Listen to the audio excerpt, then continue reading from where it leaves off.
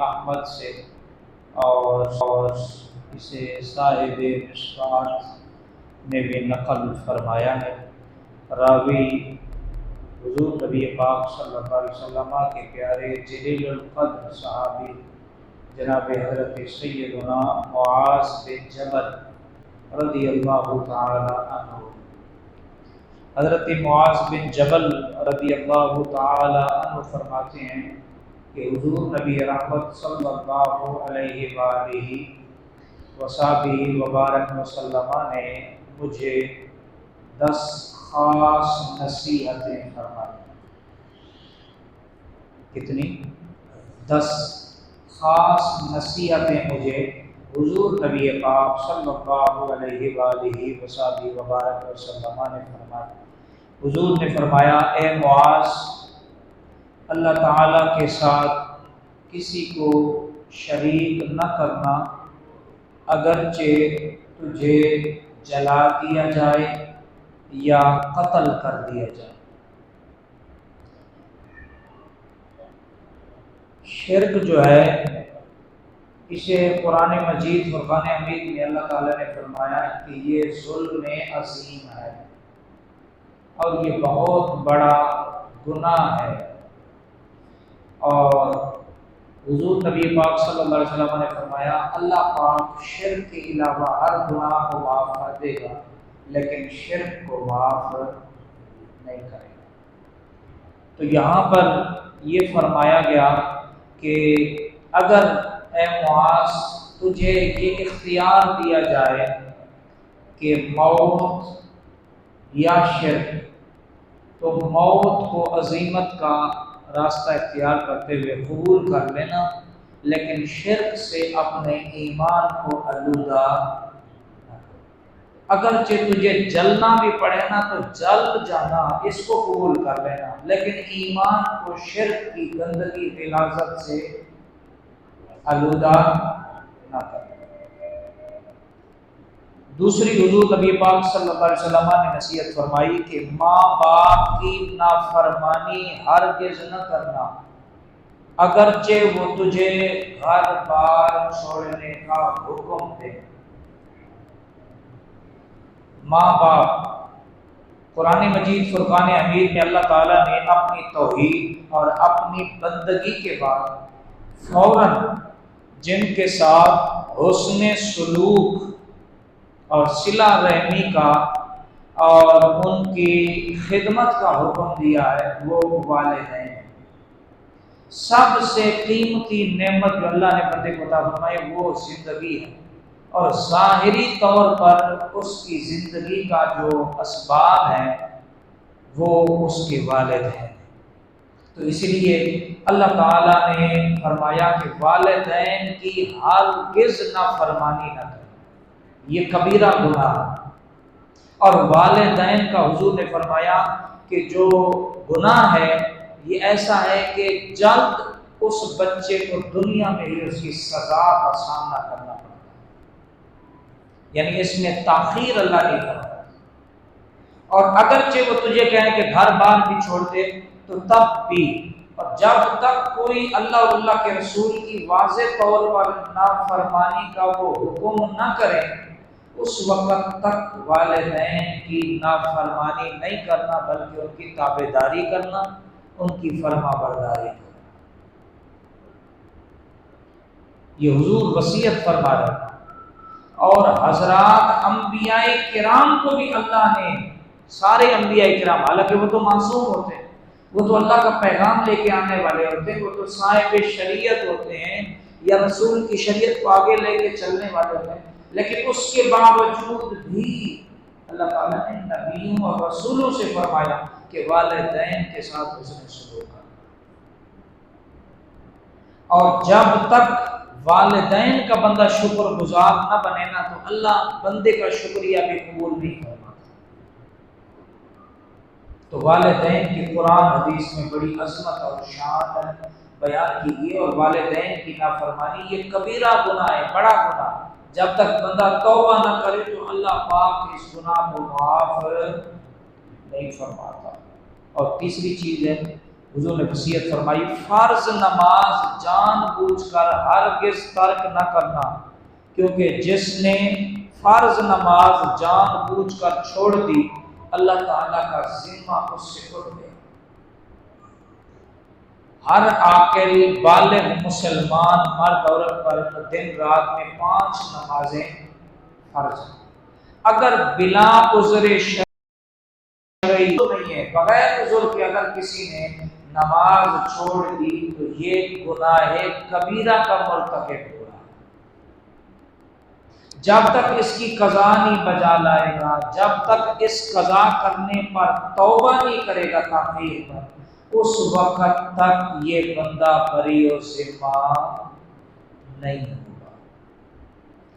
تو نماز اللہ کی عبادت ہے، اور یہ نماز اللہ نے نماز جو 5 گانا ہے یہ اللہ نے ہر عاقل بالغ مسلمان پر فرض کیا۔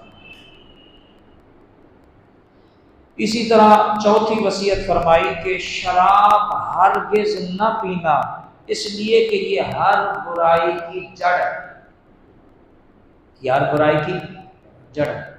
اور قرآن پاک میں شراب کو نجس کہا گیا ہے، گندگی کہا گیا ہے، اور حضور نے فرمایا یہ ام الخبائث ہے، تمام برائیوں کی ماں ہے، تمام برائیوں کی جڑ ہے۔ کیا؟ شراب۔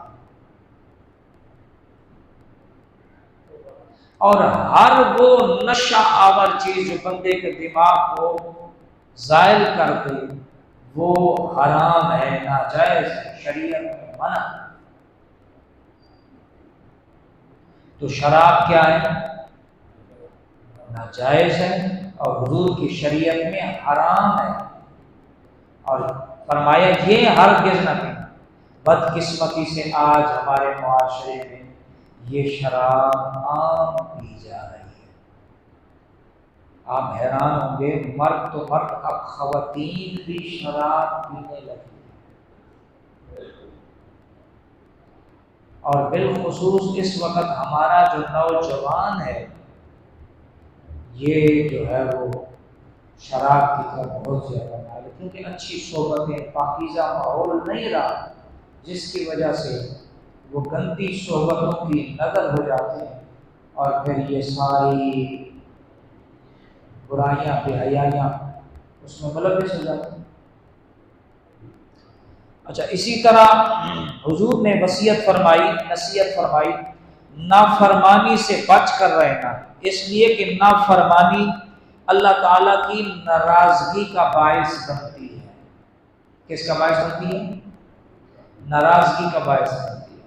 یعنی ایک ہے کہ انسان عمومی طور پر اس سے کوتاہی، غلطی ہوگی، یہ گناہ ہے، نماز رہ گئی سستی غفلت کی وجہ سے، اور ایک ہے کہ اس کو طرز عمل بنا لینا کہ نمازیں چھوڑے جا رہا ہے، اللہ کے احکام کو چھوڑے جا رہا ہے، یہ نافرمانی میں شمار ہوتا ہے، اور نافرمانی والے کا اللہ کے یہاں کوئی ذمہ نہیں، اللہ پھر اسے اس کے حال پہ چھوڑ دیتا ہے، اور یہ جو نافرمانی ہے یہ اللہ کی رحمت سے دوری کا سبب ہے، اللہ کی رحمت سے محرومی کا سبب ہے۔ اور جو بندہ اللہ کو ناراض کر دے، بتاؤ یار، رزق دینے والا کون ہے؟ صحت دینے والا کون ہے؟ عزت دینے والا کون ہے؟ برکت دینے والا کون ہے؟ اتفاق دینے والا کون ہے؟ نماز کی توفیق، خیر بھلائی کی توفیق دینے والا۔ جب ہم نے اللہ کو ناراض کر دیا، بتاؤ پھر ہمارے پلے کیا رہا؟ ہم تو خسارے، نقصان میں، تباہی، بربادی، ہلاکت پھر ہمارا مقدر ہے۔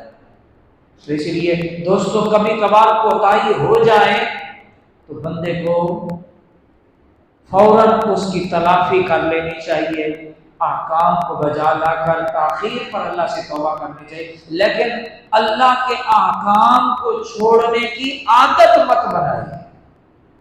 اس کو کیا ہے؟ اللہ کی نافرمانی کے، اللہ کے احکام کی بجا آوری کو چھوڑنے کے عادی مت بنیے، اور اپنے آپ کو عادی مت بنائیے۔ غلطیاں کوتاہیاں ہو جائیں، گناہ ہے، توبہ کر لے بندہ، اللہ کیا کر دیتا ہے؟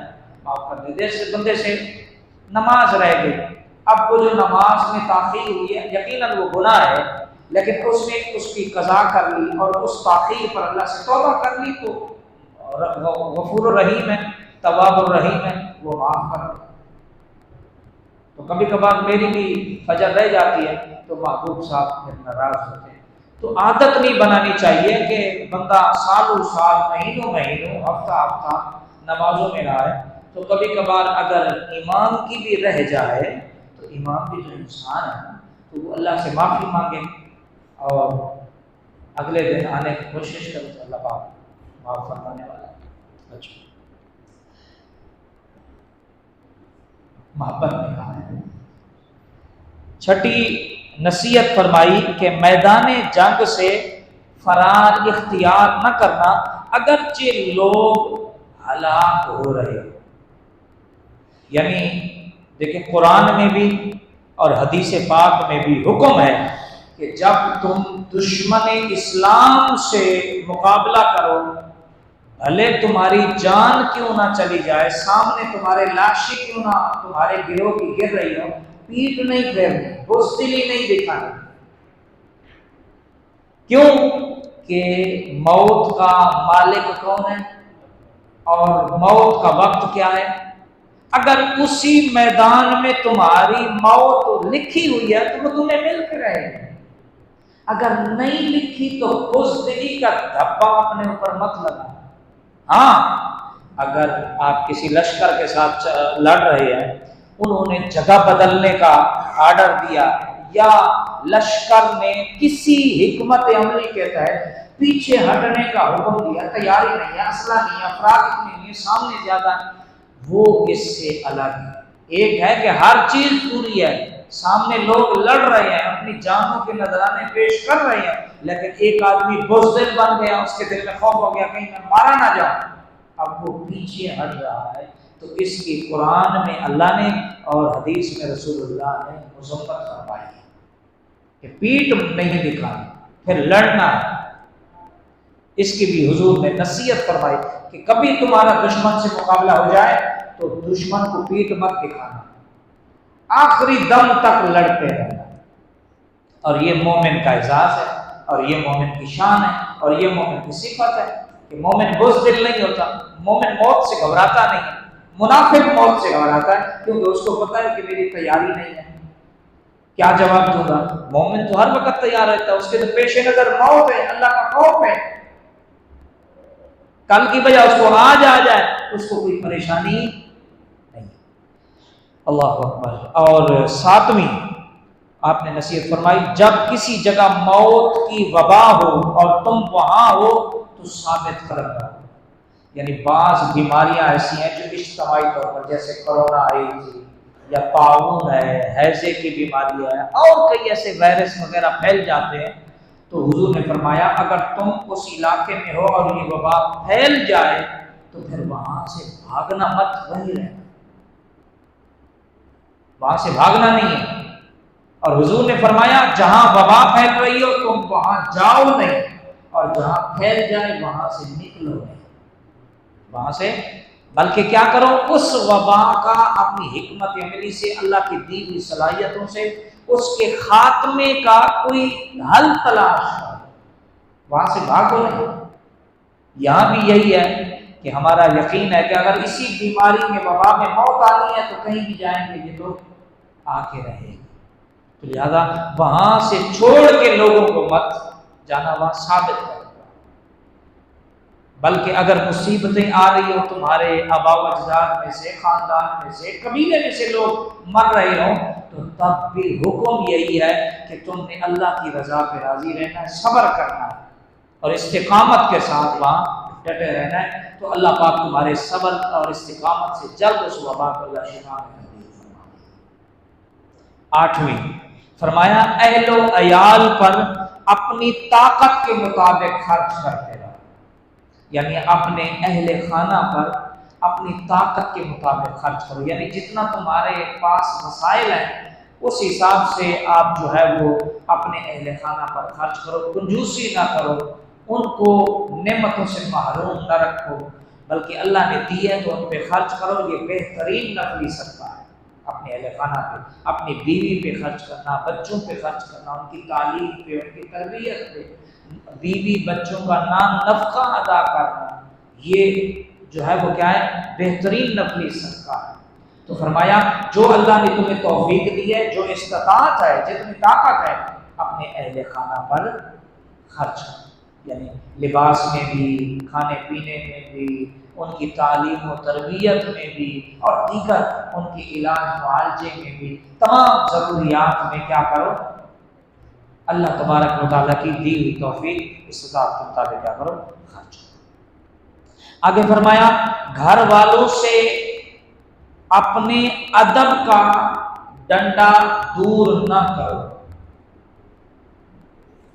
ادب کا ڈنڈا دور نہ کرو۔ ایسا نہیں ہے کہ آپ گھر والوں کو کھلا رہے ہیں، اچھا پہنا رہے ہیں، سب کچھ کر رہے ہیں، لیکن ان کے آداب پر کوئی توجہ نہیں ہے، ان کے اخلاق پر کوئی توجہ نہیں ہے، ان کے عقائد نظریات پر کوئی توجہ نہیں ہے، اللہ اللہ کے رسول کے احکامات پر عمل پیروی کے حوالے سے جو ہے وہ کیا ہے؟ کوئی توجہ نہیں ہے، بلکہ ان کو سونے کا نوالا کھلاؤ، سونے کے برتن میں کھلاؤ، اچھا نوالا کھلاؤ۔ مثال دے رہا ہوں، ویسے منع ہے سونے کے برتنوں میں کھانا، شریعت محمدیہ میں منع ہے، لیکن میں مثال دے رہا ہوں کہ اچھی غذائیں کھلاؤ، اچھی سہولیات دو، اچھی نعمتیں انہیں دو، لیکن ان کے اندر یہ احساس بھی ہونا چاہیے کہ ہم غلط کریں گے تو ہمارے سربراہ ہمیں ڈانٹیں گے بھی صحیح، ہمیں جو ہے وہ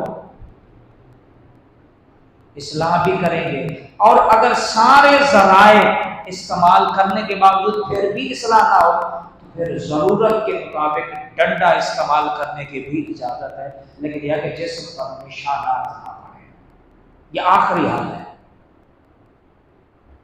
تو یہاں کیا ہے کہ آج والد نمازی ہے، بیٹے بے نمازی ہیں، اس کی وجہ کیا ہے کہ والد نے اپنا وقار غرور کھو دیا، ورنہ اگر پیچھے آپ چلے جائیں تو جب بزرگ گھر میں آ جاتے تھے، عورتیں تو بہت دور، مرد بھی ننگے سر ان کا سامنا نہیں کر سکتے تھے، اتنا بزرگوں کا دور تھا، اتنا وہ حیا والا زمانہ تھا، نوجوان بڑوں کے سامنے پف نکال کے نہیں آ سکتا، اتنا حیا تھا۔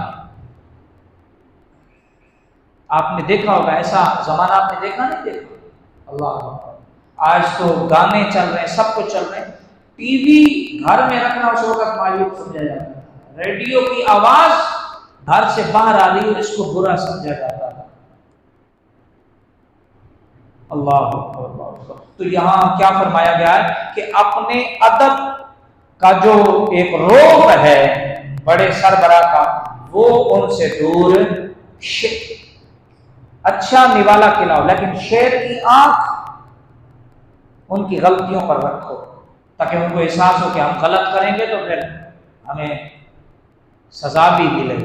اور پھر آخری نصیحت حضور نے فرمائی، اے معاذ، اللہ تعالی اور ان کو اللہ تعالیٰ کے معاملات میں ڈراتے رہو، یعنی اپنے اہل خانہ کو اللہ تعالیٰ کے حقوق کے حوالے سے، اللہ کے معاملے کے حوالے سے ڈراتے رہو۔ یہ نہیں کہ خود نمازیں پڑھو، ان کی نماز کی فکر نہ ہو، نہیں، بلکہ خود بھی نماز پڑھو، اگر گھر والوں میں سے کوئی بے نمازی ہو تو اس کو بھی نماز کی ترغیب اچھے طریقے سے، یہ نہیں ہے ڈنڈا اٹھا لو یا بالوں سے پکڑ لو یا لٹا دو، یہ کوئی طریقہ اسلام کا نہیں ہے۔ وَقُولُوا لِلنَّاسِ حُسْنًا وَالْمَوْعِظَةِ الْحَسَنَةِ، یہاں قرآن مجید میں کیا، جب لوگوں سے بات کرو اچھی عمدہ طریقے سے، اور جب دعوت دو، تبلیغ کرو تو اچھے انداز میں کیا کرو، تبلیغ کرو۔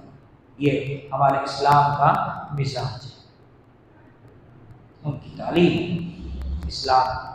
تو کیا ہے، یعنی خود بھی نماز پڑھنی ہے، اپنے اہل خانہ کو بھی نماز کی دعوت دینی ہے، اور ان کو نماز پڑھنے کی ترغیب دینی ہے، ان کو نماز پڑھنے کی عادت ڈالنی ہے۔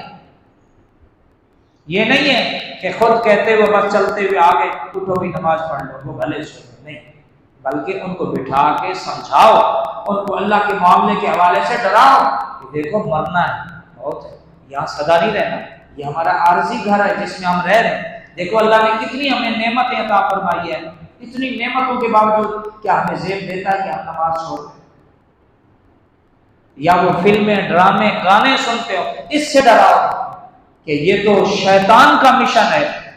اللہ اور اللہ کے رسول کا مشن کیا ہے؟ وہ تو یہ ہے کہ قرآن پڑھو، درود شریف پڑھو، ذکر و اذکار ہو، تاکہ گھر میں اللہ کی برکت اترے۔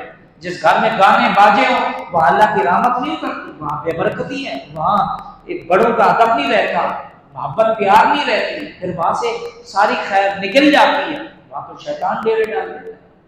اگر وہ عقائد نظریات میں کہیں دائیں بائیں ہو رہے ہوں تو ان کی اس عقائد نظریات میں پختگی کے حوالے سے بھی کوششیں کریں۔ یہ سربراہ کی جو ہے وہ ذمہ داری ہے، ورنہ قیامت کے دن جہاں وہ گناہ گار ہوں گے وہیں آپ بھی برابر کے شریک ہوں گے، کیونکہ آپ سربراہ تھے نا۔ اللہ نے قرآن مجید میں فرمایا یا ایھا الذین آمنوا قوا انفسکم واہلیکم نارا، اے ایمان والو خود بھی جہنم کی آگ سے بچو اور اپنے اہل خانہ، اپنے اہل و عیال کو بھی جہنم کی آگ سے بچاؤ۔ یہ ہماری ذمہ داری ہے۔ یوں معاشروں میں سدھار پیدا ہوتا ہے، یوں معاشروں میں تبدیلیاں پیدا ہوتی ہیں، یوں معاشروں سے برائیاں ختم ہوتی ہیں، جب ہر آدمی یہ ذمہ داری لے لے کہ میں نے اپنے گھر کی اصلاح کرنی ہے، تو خدا کی قسم اگر ہر آدمی یہ ذمہ داری لے لے تو پھر برائی کہاں سے آئے گی؟ لیکن ہمارے ہاں سب سے بڑی خرابی کیا ہے؟ ہم دوسرے کو سدھارنا چاہتے ہیں، خود نہیں سدھارنا۔ ہم دوسرے کی اصلاح کے بڑے فکر مند ہیں، لیکن ہمیں اپنی اصلاح کی کوئی فکر نہیں۔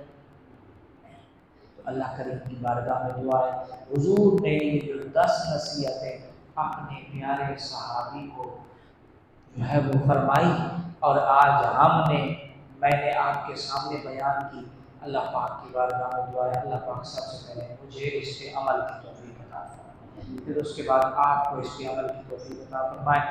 ہر اتوار کو یہ درس حدیث پاک ہوتا ہے، دیکھو مختصر وقت میں کتنی پیاری نصیحتیں ہیں، کتنا پیارے ارشادات میرے آقا کے آپ کو سنائے ہیں۔ تو آپ ہر اتوار کو، یہ ہر روز نہیں ہوتا، ہر اتوار ہفتے میں ایک دن درس حدیث پاک دیتا ہوں، سرکار کے ارشادات آپ کے سامنے پیش کرتا ہوں۔ آپ بھی آیا کریں، آپ کے دوستوں آپ کو بھی دعوت دیا کریں۔ اسی طرح اتوار کو بعد نماز عشاء ہماری ایک تربیتی اور ایک فکری نشست کا اہتمام ہوتا ہے، جس کے اندر اولیاء صالحین کی تعلیمات اور انبیاء کرام قرآن و حدیث سے جو سارا ایک گلدستہ ہے وہ تیار کیا جاتا ہے۔ تو آپ اگر اس مختصر نشست میں بھی آپ ضرور تشریف لایا کریں۔ کل آپ کو پتہ ہے 14 اگست ہے، ہمارے پاکستان کی برتھ ڈے ہے۔ دعا کریں اللہ ہمارے اس ملک کو ہمیشہ ترقی عطا فرمائے اور ہمارے اس ملک کو اللہ نیک صالح حکمران عطا فرمائے اور ہمارے اس ملک کے اندر جتنی کمزوریاں اللہ ہم کو دور فرمائے۔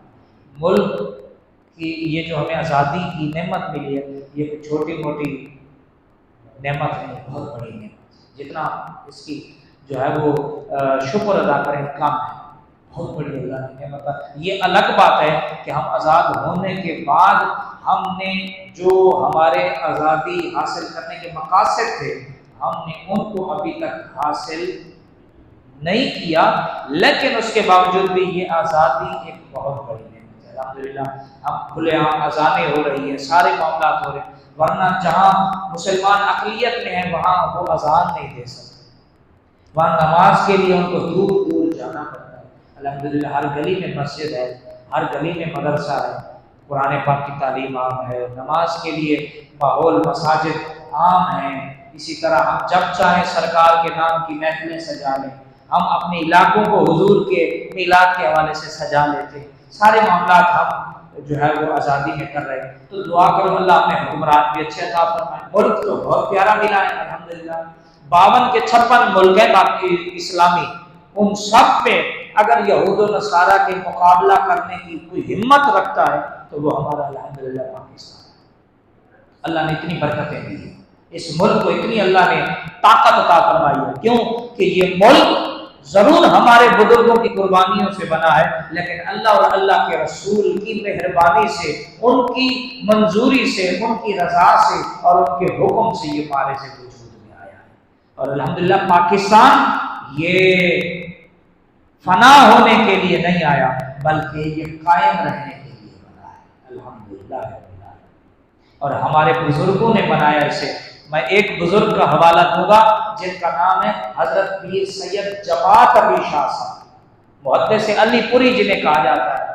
ان کے بارے میں حضرت قائد اعظم محمد علی جناح رحمت اللہ تعالی علیہ ونور اللہ مرقدہ، آپ نے فرمایا اگر تحریک پاکستان میں جماعت علی شاہ اور ان کی جماعت کے جو مریدین ہیں وہ اگر نہ ہوتے تو شاید میں پاکستان نہ بنا پاتا۔ تو الحمدللہ جتنا شکر ادا کریں کم ہے کہ ہم بانیان پاکستان کی اولادوں میں سے ہیں، ہم ان کے بارے سے الحمدللہ۔ اللہ کریم کی بارگاہ میں دعا، اللہ تعالی ہمارے اس ملک کو ترقی دے۔ کل ظہر کے بعد ایک مختصر ایصال ثواب کی محفل ہوگی، اس میں چند ایک باتیں بزرگوں کے حوالے سے، ان کے کردار کے حوالے سے، ان کی خدمات کے حوالے سے پیش کی جائیں گی۔ کل کا دن ہے ہی 14 اگست کے حوالے سے، اور اس کا مقصد ہی یہی ہے، چھٹی اس لیے دی گئی ہے تاکہ جو بانیان پاکستان ہیں، جو شہدائے پاکستان ہیں، ان کو خراج عقیدت پیش کیا جائے اور خراج تحسین پیش کیا جائے۔ تو آپ کل انشاءاللہ ظہر میں ضرور تشریف لائیں۔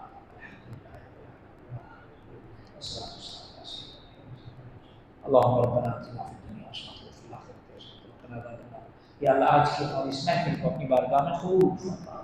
یا اللہ کریم شہدائے پاکستان کی روح کو آج کی محفل تحفہ دیا قبول فرما۔ ہمارے اس پاکستان کو ترقی عطا فرما، ہمارے اس پاکستان کو استحکام عطا فرما، ہمارے اس پاکستان کو خوشحالی عطا فرما۔ یا اللہ ہماری دعائیں قبول فرما، ہماری دعائیں مستجاب فرما۔ ببرکۃ ان اللہ وملائکتہ یصلون علی النبی یا ایھا الذین آمنوا صلوا علیہ وسلموا تسلیما۔ اللهم صل على سيدنا ومولانا محمد وعلى آل سيدنا مولانا محمد وبارك وسلم۔ جب تمہیں واپسی ہو یا اللہ ہر مسلمان کی لب پر لا الہ الا اللہ۔ السلام علیکم ورحمۃ اللہ وبرکاتہ۔